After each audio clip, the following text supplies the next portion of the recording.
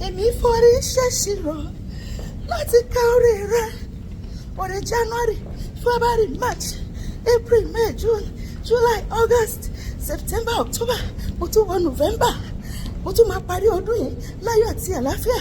Olúwa máa bà ìmọ̀ta jẹ́, ó máa sọ ìmọ̀ta dasán, ó máa sọ ìmọ̀ta dòfo. Mo forí sesiro láti ka orí rẹ Olúwa. Mo lo calculator, síbẹ̀ orí rẹ kò níye o. Mo ní kí ni ìbílí, ó ní kí n ṣáà máa dúpẹ́. Olúwa ọpẹ́ ni mo mú wá. Ó ṣé o bàbá, èmi ò máa níyàn láìmoore. Bẹ́mi ò bá lè dúpẹ́, á jẹ́ pé mi ò moore. Bẹ́mi ò bá lè dúpẹ́ sẹ́, á jẹ́ pé mi ò moore. Torí pé ọ̀pọ̀ ẹgbẹ́ mi ti kú, ọ̀pọ̀ ẹgbẹ́ mi ti lọ, ọ̀pọ̀ ló wà lẹ́wọ̀n, ọ̀pọ̀ ló ṣe fún ìbára kiri. Bẹ́mi ò bá lè dúpẹ́ o, á jẹ́ pé mi ò moore. Ń bá máa yí rọ nílẹ̀. Ìwọ náà máa ṣe báyìí níwájú Olúwa, níwájú ọba tó dá mi sí. Màmí sọ̀tù kójú mi sísè. Ń bá máa yí rọ nílẹ̀ níwájú ọba tó dá mi sí. Ń bá máa yí rọ nílẹ̀ o, kò tó fún yí rẹ o bàbá.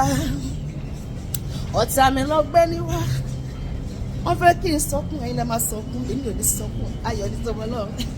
Ọ̀tá mi lọ gbé níwá, wọ́n fẹ́ kí n yọ mi lójú, ẹ̀mí mi máa ń ṣe o, ayẹ kò yọ.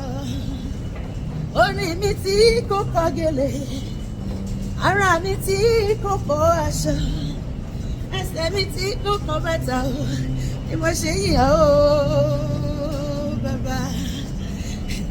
Alágbára ni ọ́, alágbára ni ọ́ o, ayé mi ló jẹ́ kí n mọ̀ pé alágbára ni ọ́.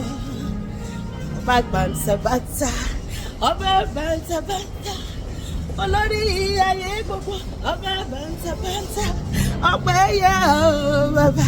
Ọba bàǹtàbàǹtà, ìyìn yẹ o, ọba bàǹtàbàǹtà, ọba bàǹtàbàǹtà màjọ, ọba bàǹtàbàǹtà, ọba tó dá wa sí tilétilé, ọba bàǹtàbàǹtà, ọpẹ́ yẹ o, ọba bàǹtàbàǹtà, ìyìn yẹ o bàbá. Àfiṣe kọ́ iṣẹ́ mi lórí ọpẹ́ o. Olúwa tó ń lórúkọ abẹ́mọ̀, wọn ò máa fi ṣe mí. Ọlọ́run mi ní kẹ́bi léèrè oore tó ṣe láyé mi, tó jẹ́ ìgbà gbogbo ṣá lọ́pẹ́ mi.